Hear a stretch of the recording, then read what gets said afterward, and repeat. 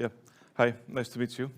So I'm going to talk about time and water and maybe about language. So I had this talk with a climate scientist in Potsdam, and he asked me, why don't you write about climate change? And I had been writing about landscape and nature in Iceland, and I said, I don't feel like I have authority.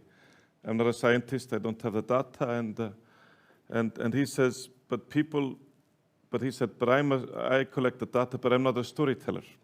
And people don't understand data, they understand stories.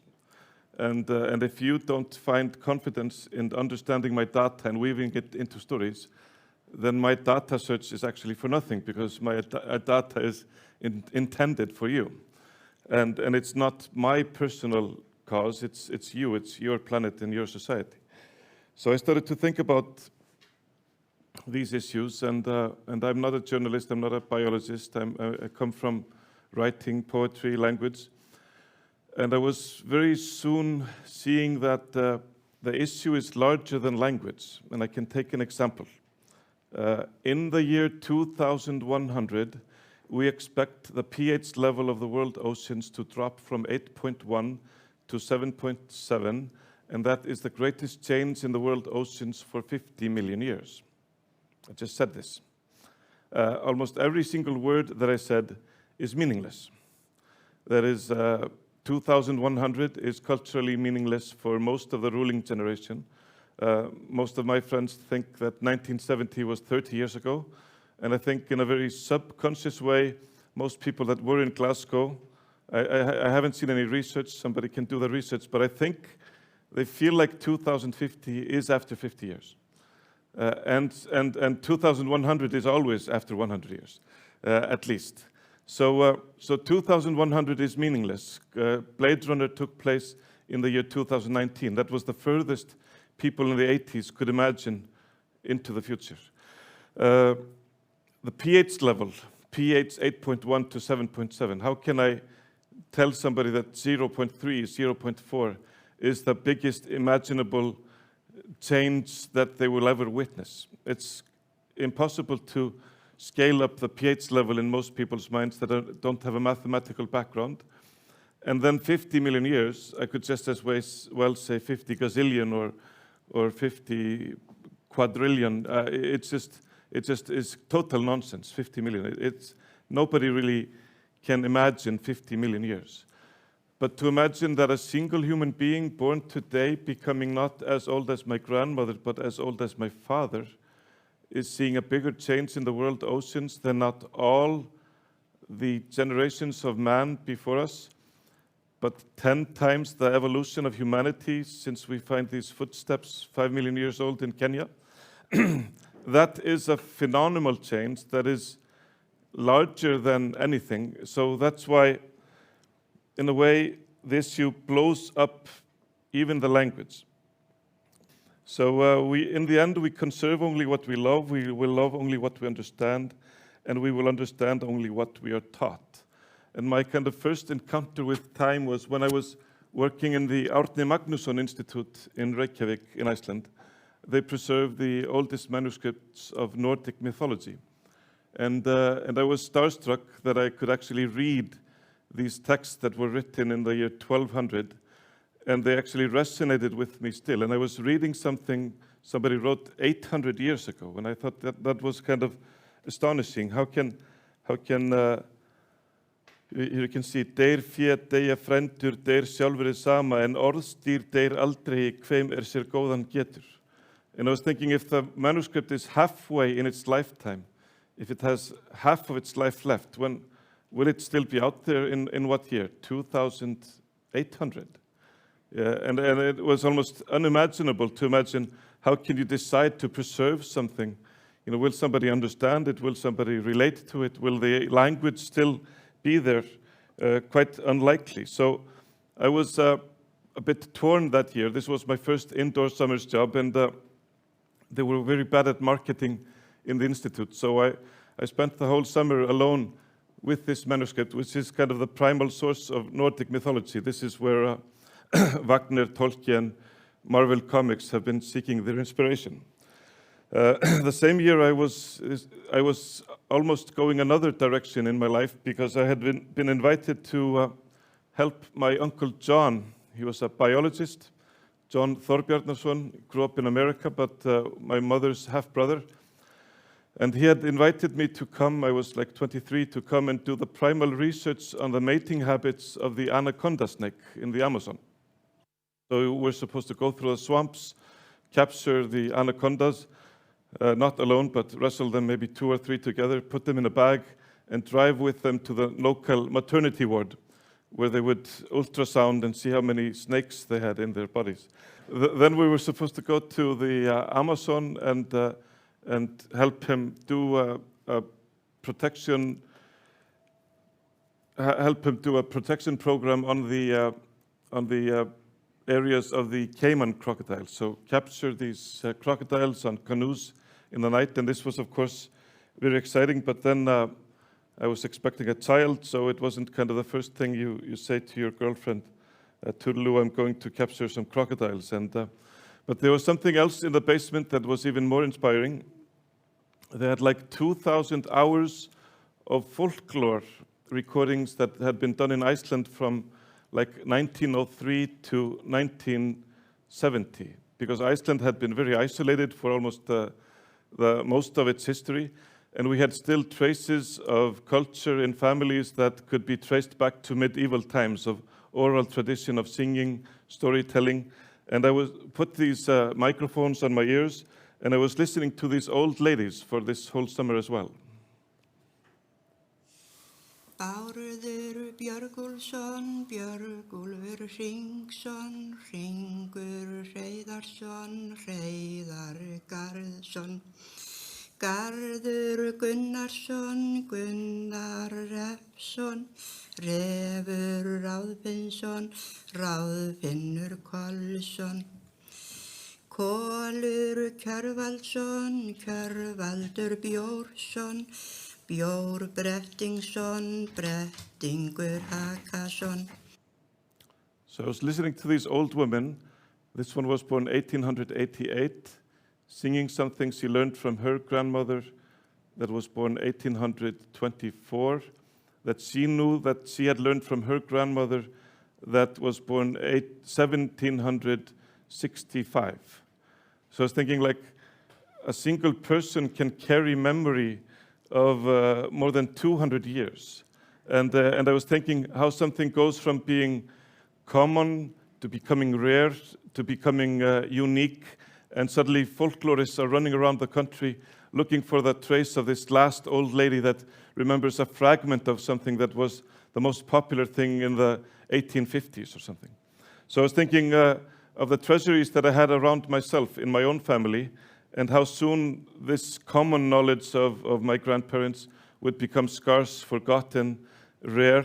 And if I would just randomly collect some memories of my own grandparents in my own collection, how soon that would become something that was unique and special, because this generation went through one of the biggest changes maybe any human being can expect to go through. So talking to my grandmother when she was sent from home 8 years old to babysit in another town 500 kilometers away, like an 8-year-old sent away to babysit. It was like, for me, it was like a totally another universe. The life of my grandfather that caught, raised everything that they ate in their family versus my culture of going to the supermarket. So my grandfather, he ate everything that ran, swam, or flew, except humans, he said. And then my third grandfather, that he was used in the annual race. He lost his father when he was 11, and he was used in the annual, and he bought a camera because he started working 11 years old, so he could buy himself a camera very soon. And he was used at the annual races to evaluate who won the race. So he was at the finishing goal to snap a picture. And so I was just randomly gathering these things, and also like the insight into the role of women, and how my grandmother, which was a role model, how she was one of the first Icelandic women to fly, and how you could see when you go through a paradigm shift, when you are going through a big cultural change, that you also go against language itself. So in Icelandic, fæddur is the masculine of being born, while fædd without the is to be born as a woman. So when she gets her flying license, they have to mark out to show that, because you were not expected to be born to fly as a woman. And then she got to know my grandfather, and they were their honeymoon was one of the primal trips of the Icelandic Glacial Research Society. So they went to measure and map Vatnajökull Glacier, and this was also like a pioneering trip for a woman to take. And so I was just kind of randomly gathering this, and when they were measuring and mapping the glacier in the 50s, the glaciers were in the context of eternity. That is, the glaciers had always been there, and they expected them always to be there. And then I interviewed my grandfather in America. He moved, that is, he left my grandmother in Iceland and went to America and got another family, but he became chief surgeon of the New York hospital.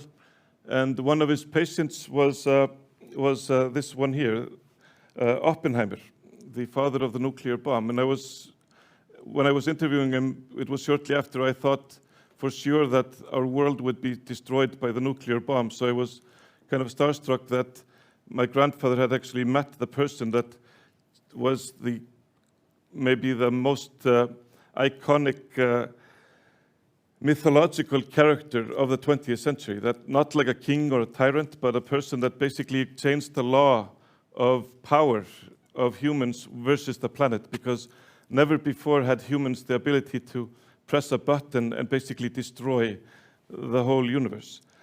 So I asked him, like in mythology, Prometheus went to the highest mountain and came out with fire and gave it to humans and was punished by an eagle that gnawed out his liver, while Oppenheimer went into the smallest material, came out with something greater than a volcano, and created fire gods out of the leaders of the world. So I asked my grandfather, did he see something when he was on the operating table, and he said he looked exactly like the image of Christ in his childhood church in the West Fjords of Iceland. And I went to take a photo of this image, and he wasn't so far off. So I was just randomly collecting all these things and starting to write my own stories.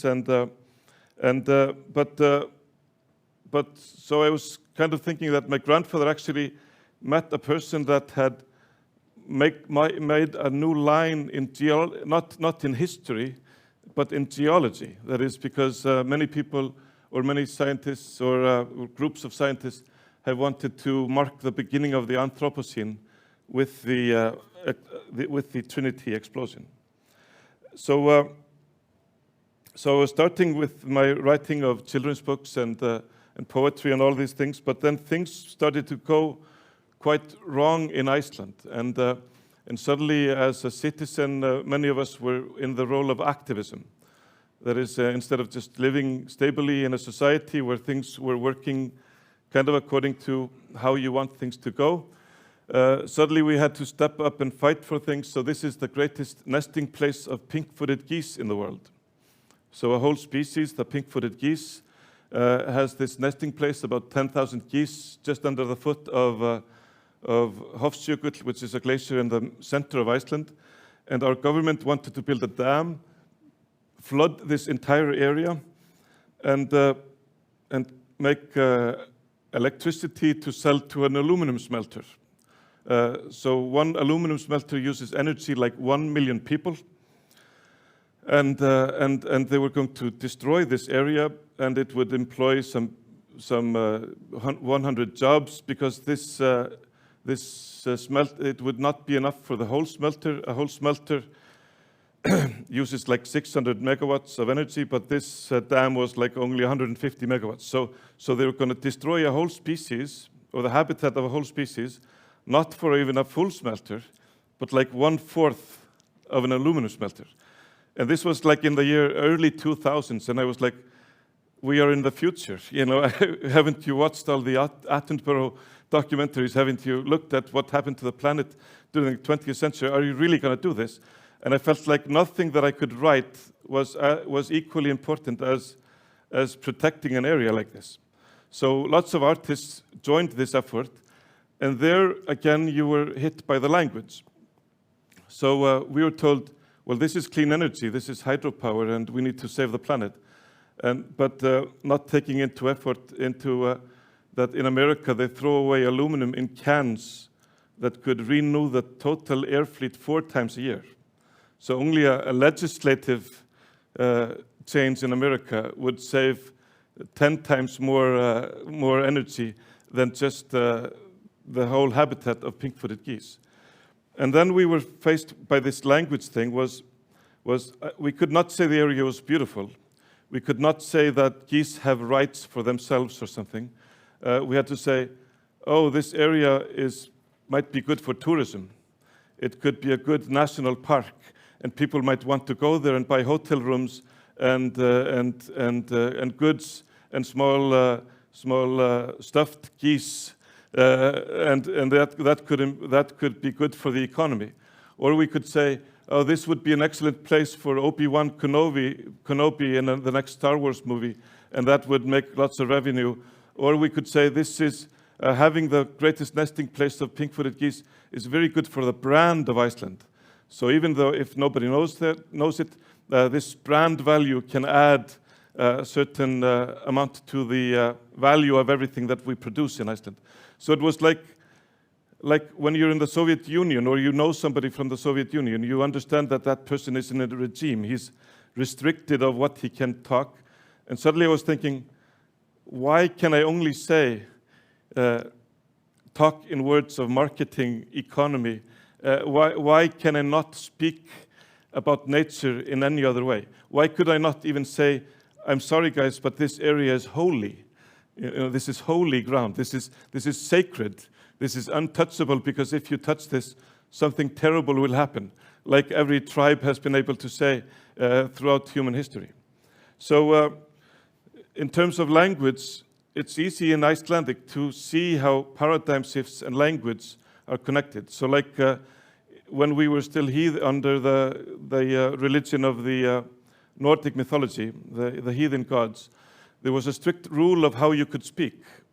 So if a poet was making a poem, he did not say heaven, he said dwarf's helmet. He did not say earth, he spoke about the bride of Odin. Those were the rules of poetry. You did not name things exactly, but you named things in reference to the mythological universe. So then they became Christian, these poets. And how do you make a poem about the new Christ if the language forces you to talk about creator of heaven and earth as the creator of dwarf's helmet and Odin's bride?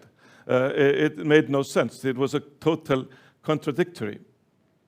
And it took like 100 years for them to kind of create a new mythology to be able to talk about God without having the whole legacy of Nordic mythology within the language saturated when they were trying to talk. In the year 1809, this person here, a crazy Danish guy, came to Iceland, Jørgen Jørgensen, and he was with English soap merchants, and he was very inspired by the French Revolution. That is, he had grown up in the waves of the French Revolution in Europe, and they had a dispute with the local authorities in Iceland. They locked up the local Danish authorities. He was made temporary ruler of Iceland in 1809, and he made a declaration of independence for Iceland. So 1809, Iceland became independent one summer, and his declaration looked something like this. The 1st of July, 1810, we will then resign. That is, he was the temporary ruler. Then he would resign when a proper constitution had been made. And the poor and common people should have an equal share in the government with the rich and powerful. For us, this seems like something that we all want. It seems like some kind of a natural longing of every single human being to belong to a democracy. But in the year 1809, this was total nonsense. That is, when I was in school, I learned that we wanted to be free for 600 years. But in 1809, we were given freedom. We were given a constitution. But the problem is, this was the first time the concepts of the French Revolution were translated into Icelandic.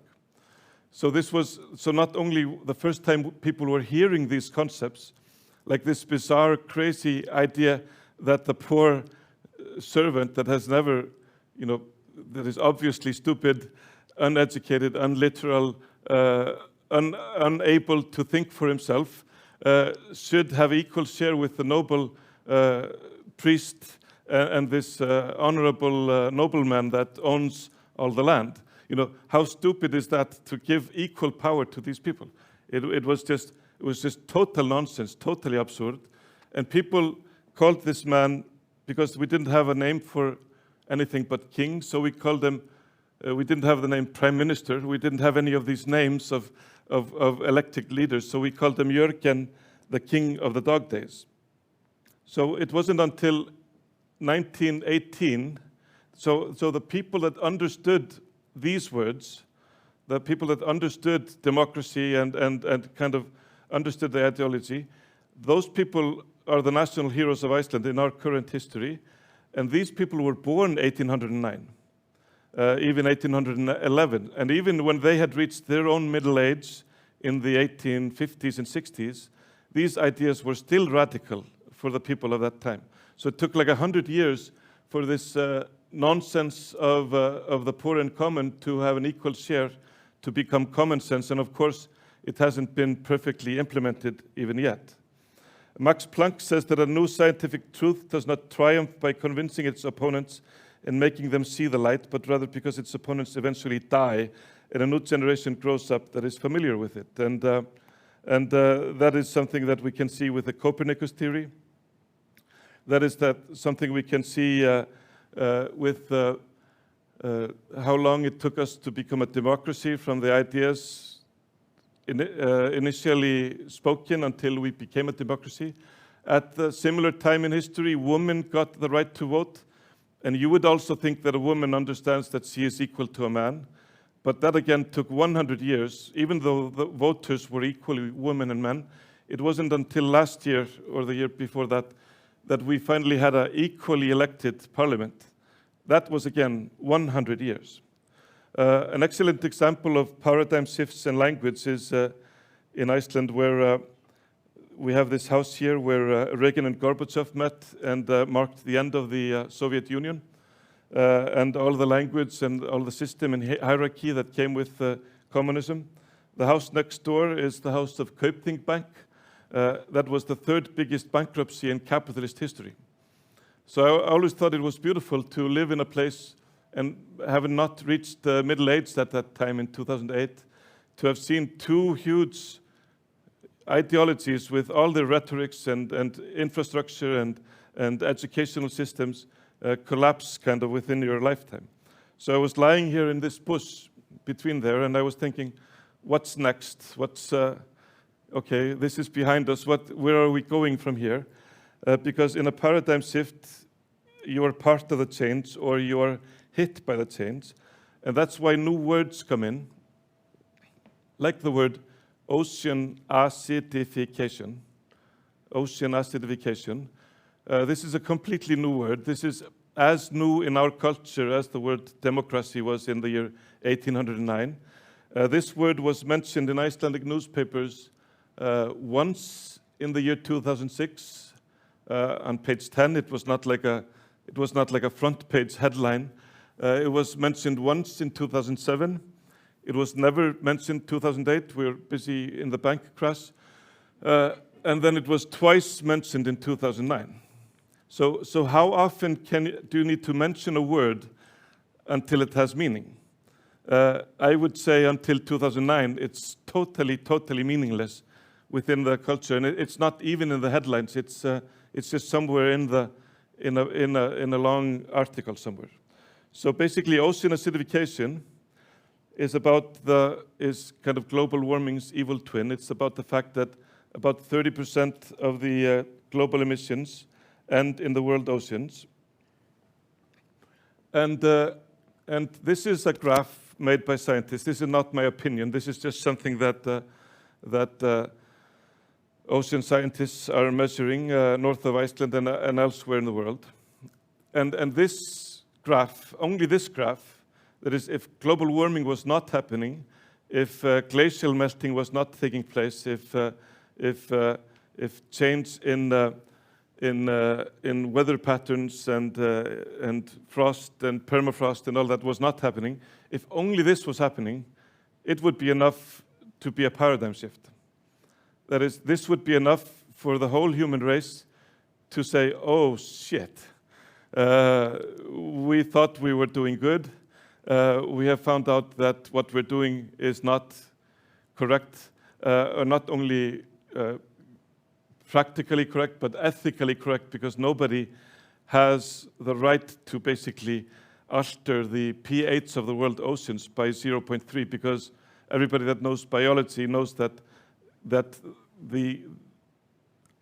an organism is extremely sensitive to change in the pH. Only 0.1 in the human body makes or break for or if we live or die. So suddenly we have things like argonite saturation, and have to understand concepts that normally you don't have to understand in your daily life, because we can't understand everything that everybody's trying to understand everywhere in all academia, but suddenly something rises up and becomes something that the common person needs to know. And suddenly argonite saturation means that the ocean is going from being an ocean that wants to give the material to shell-building animals to becoming an ocean that wants to receive the material of shell-building animals. That is, instead of building shells, it becomes an ocean that dissolves shells. And that is a completely different ocean. That's not just a gradually more difficult ocean to live in, it's just a flip of what kind of ocean we're talking about. So again, this is a paradigm shift. That is, this means, and if we were totally rational, it would mean we would just take the handbrakes and say, these 100 things are not possible anymore. Now we put all our effort, resources, and work into fixing that as soon as possible before we restart things. But in a strange way, it seems to take us 100 years to understand concepts. But the problem is we don't really have 100 years to understand this one. And the next generation doesn't have time to wait for us to die so they can start changing things. So I was in the middle of these thoughts when I got this strange phone call, and I was offered to interview the Dalai Lama.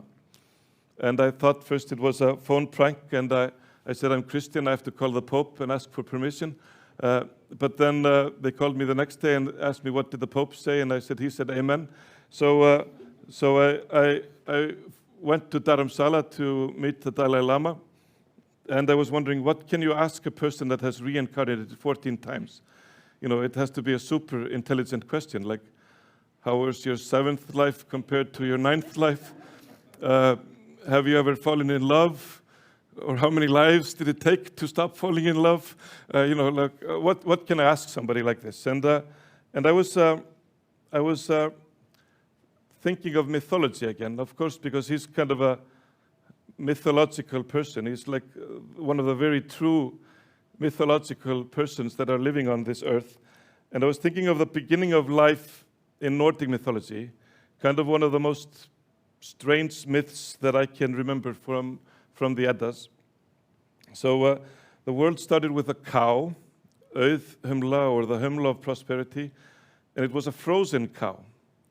So in the beginning of the time, there was nothing, and then came the frozen cow. And it sounds like a whispering game that went wrong. It sounds like some misunderstanding, like through languages and continents, it ended up in a manuscript in Iceland as this bizarre idea of the beginning of life. But then it makes sense as we are an Indo-European nation, and with these sacred cows in India, and of course in Hinduism they have this world cow, Kamadhenu, and the legs of the cow, the foundations of Kamadhenu, are symbolized as the Himalayas. So I was thinking, yeah, that's interesting. This world cow of ours has a sister in Hinduism.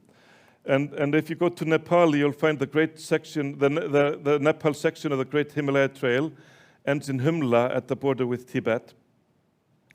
And there you will find Mount Kailas. And from Mount Kailas come the 4 great rivers of Asia, the Indus, the Ganga, the Brahmaputra. And the source of the Ganga in another place in the Himalayas is called Gomukh, and that means the mouth of the cow. And that is a glacial tongue. And I was like, of course, it makes total sense. A frozen cow as a source of life makes total sense as a metaphor for what a glacier does in the Himalayas and in most mountainous regions in the world, because a glacier is better than, it's not just releasing water, it's better than water, it's scraping the bedrock, and it comes milky white, and it's the best fertilizer that you can get for your field. It's scraped into almost like nanoparticles. It's like excellent nutrient for your fields, and it replenishes them naturally every year. And the glacier keeps the water when it's abundant and actually damaging and harmful, and then it gives it to you when you need it the most during the dry and season. So even where glaciers are not maybe even 50% of the water, they can be 100% of the water during the most fragile times of the year. So there I had a question to ask His Holiness. We're born from mother. Ultimately, I think we're born from cow. According to your myth.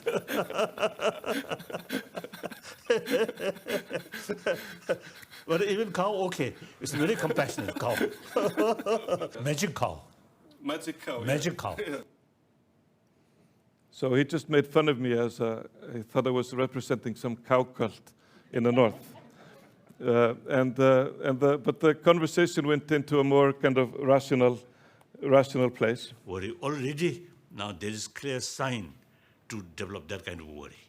And then inside Tibet, according to many people, now the many century-old glacier now reducing, and temperature also increasing.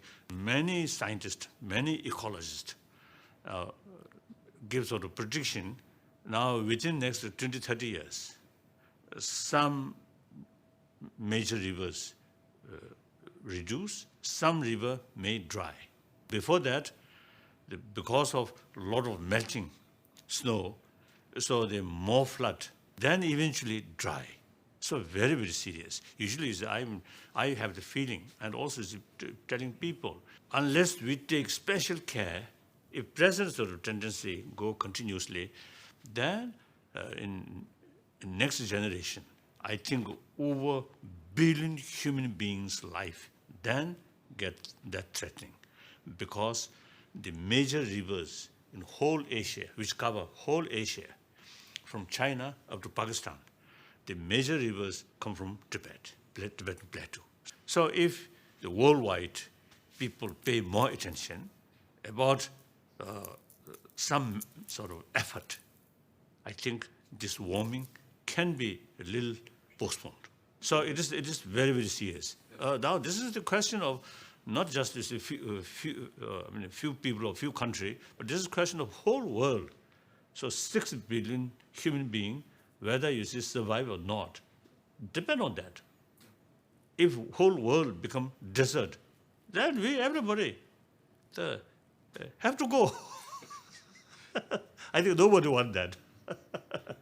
And I think morally speaking, and also I think practically or morally speaking even, unless we take, the fullest sort of precaution, our children, grandchildren, they will face immense sort of consequences. So suddenly I find the holy cow in this eureka moment, but at the same time, it seems like the holy cow is dying. And once somebody asked me, and I found it was almost like magical. It was like, wow, I found the holy cow, and then, oh my God, what's happening there? And you know, how do you talk about 1 billion people in the most fragile states of the world, vulnerable nuclear states? If something happens there in terms of water scarcity, droughts, floods, like we're seeing in Pakistan, how long do things go until states start to fail and real war and turmoil starts? And I was also asking myself about rationality, because the outcome of a rational system, rational governments, science, universities, business, engineering, design, the outcome of this rational system is not rational. It's totally irrational. In hindsight, it would have been more rational if we believed every other river was sacred and there was a spirit in the lake and we should not go there. So sometimes somebody asked me, why did you write the book? And I said, I got a revelation from the Holy Cow. And she told me I needed to tell the world she was in trouble. Not rational, but who is rational? So in this suddenly glacial science that also was like a marginal science that was just something for the few people that liked glacial science could entertain themselves with, while others were doing other things. Suddenly glacial science also becomes something relevant to all humans actually, and to the democratic kind of public of people that want to understand. And so the glacial trips that my grandparents took in the 50s collected valuable data that can be used now against weather forecasts and climate data to see how the Icelandic glaciers will largely be lost within this century, and before somebody is born today, becoming as old as my grandmother became, these largest entities on the highlands of Iceland will be lost.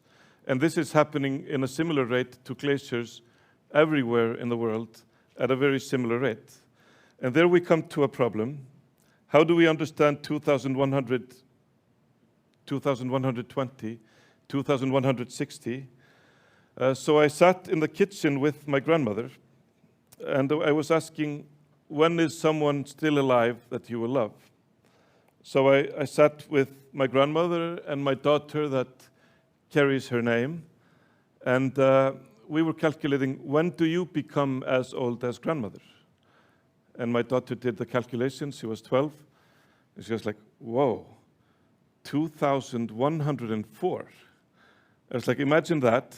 If you have her clear mind, you might be sitting in this same house. Maybe you'll buy the house and renovate it. You might be sitting in this same house, and maybe you get a visit from your favorite, maybe not even 10-year-old, maybe your favorite 20-year-old. You know, like a fully mature, beautiful young human being. Imagine a 20-year-old comes to visit, even a 25-year-old, somebody born 2080, the first person that understands you, because your children will misunderstand you, but then your grandchildren will understand you. That's kind of how it goes. And they will want to listen to your stories, and they will see you in this big magical light like children see grandparents. So imagine a 20-year-old comes for a visit, somebody born 2080, when is that person still remembering you as her or his greatest influence in your life? Just if that person becomes 90. She does the calculation, 2170. And I say, imagine that. You can ask your grandmother to whisper a secret to you. You can keep that secret. Don't tell me the secret. You can pass that secret on in the year 2100 to this 20-year-old and ask this person to promise to keep the secret and tell it out loud in the year 2170. And it's possible in the year 2020-something to personally decide something that will happen in the year 2170 without ever having that written down, just passing that through one single human being. So we are totally disconnected from the future culturally, and maybe that is our big ethical dilemma, is that we know what is happening. We know what is happening only in the lifetime of children of today. So I put this plaque with some scientists on the first glacier Iceland lost to climate change, and we wrote, this monument is to acknowledge that we know what is happening and what needs to be done. Only you know if we did it. So we could say, for example, that we understand gravity, That is, I know that if I put a piano outside a window and I drop it and it falls on somebody's head, I can't claim that I didn't do it because it was some gravity that brought the piano down to it. It's absurd. And I dropped it, and the event happened after I was gone, like 30 seconds later. I could never claim that. But in a strange way, we know that we are causing immense damage to people 10 years, 20 years, 30 years, or even currently, as we see climate change already happening. But we pretend that we don't know about this gravity, that the cause and effects of our events. And it's almost staggering when you look at, for example, we have an excellent metaphor now from the corona crisis, that is where the medical science had this kind of power in the community to basically overturn our lives. So if you talk to somebody and you ask them, how did your life change for corona? They name like, social distancing, vaccines, testings, didn't go to school, Zoom hell for 2 years, didn't travel, didn't go to weddings, funerals.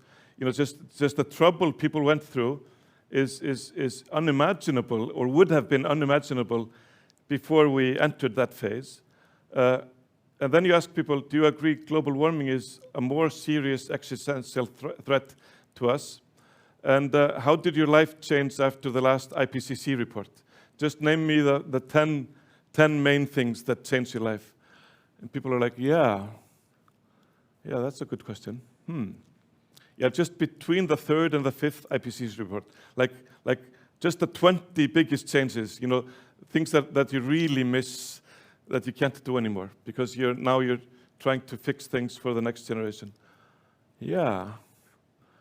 And then they're like, oh yeah, I know one thing. I want one thing. My uncle, he bought a Tesla. And I'm like, okay. So that's the biggest sacrifice you can find of your uncle upgrading his vehicle. So it's kind of obvious that the science of climate biology, that field, has nothing close to the authority of, for example, medical science when it comes to influencing policy and public behavior. So 2160, that is not sci-fi, it's not Hunger Games. It's just the intimate future of someone that we will know and love. And we are currently not organizing our society to expect a stable, sane Earth in that time. Takk fyrir.